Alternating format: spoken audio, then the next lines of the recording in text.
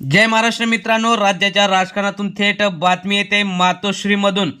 मातोश्रीवर भाजपाच्या या बड्या नेत्याचा जाहीर प्रवेश।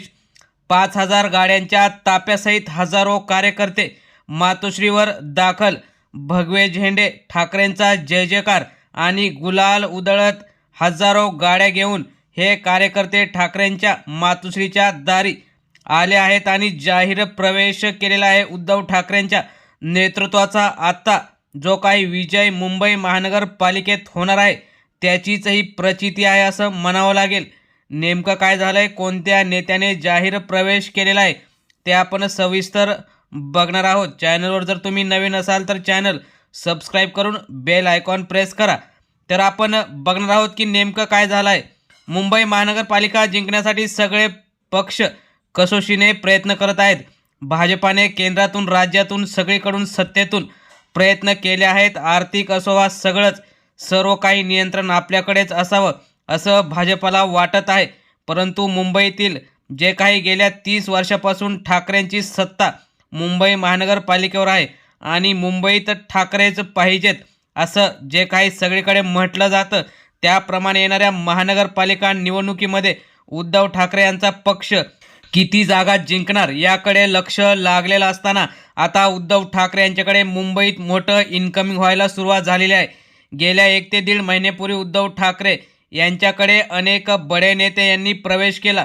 मुंबई महानगरपालिकेच्या वेळी राज आणि उद्धव एकत्र झाल्याने मुंबईतील मराठी माणूस सुखावला आहे आणि मुंबई जर मराठी माणसाला ताठ मानेने उभा राहायचं असेल तर ठाकरे बंधूंशिवाय पर्याय नाही हे सर्वांना माहीत आहे। कारण एकनाथ शिंदे हे भाजपाच्या इशाऱ्यावर चालतात। त्यांच्याकडे जरी शिवसेना पक्ष आणि चिन्ह जरी असेल तरी मात्र त्यांचं जे काही काम करण्याची पद्धत आहे ते अमित शहा आणि नरेंद्र मोदी यांच्याच ज्या काही इशाऱ्याने चालते। त्यामुळे त्यांच्याकडे जर मुंबई दिली तर गुजरात दार्जिलिंग सरकारचं सर्वच जे काही उद्योग आणि धंदे आहेत ते सर्व गुजरातला जोडले जातील अशी शक्यता वर्तवण्यात येत आहे।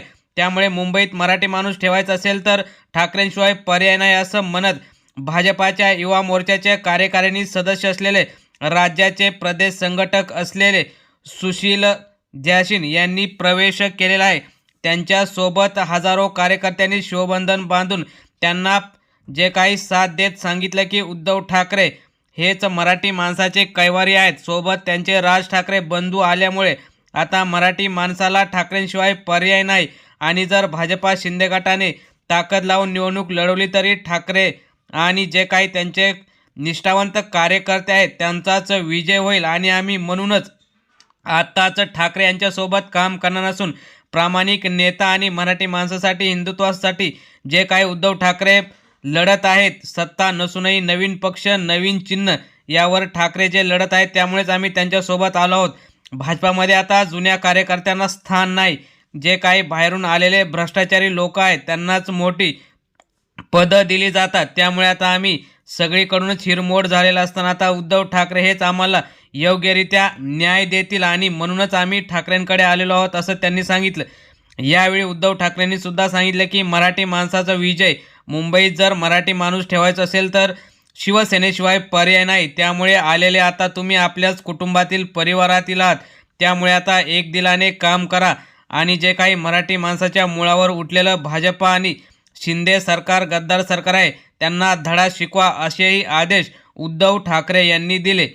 मित्रांनो, तुम्हाला काय वाटतं, असं जर मोठे प्रवेश ठाकरेंच्या मातोश्रीवर झाले तर मुंबईत महानगरपालिकेवर ठाकरेंचा झेंडा फडकेल का? तुम्हाला काय वाटतं? तुम्ही सुद्धा तुमच्या प्रतिक्रिया कमेंट बॉक्समध्ये जरूर कळवा। धन्यवाद।